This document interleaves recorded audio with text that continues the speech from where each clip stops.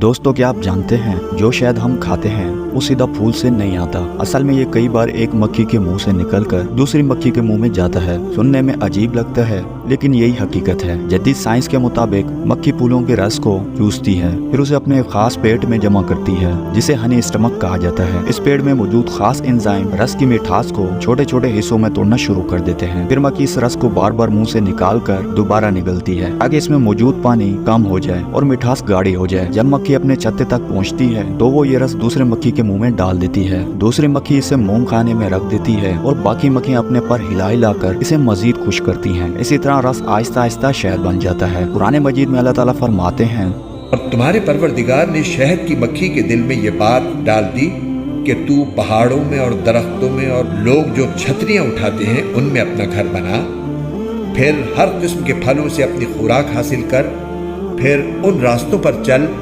जो तेरे रब ने तेरे लिए आसान बना दिए हैं। इस तरह इस मक्खी के पेट से वो मुख्तलिफ रंगों वाला मशरूब निकलता है जिसमें लोगों के लिए शिफा है।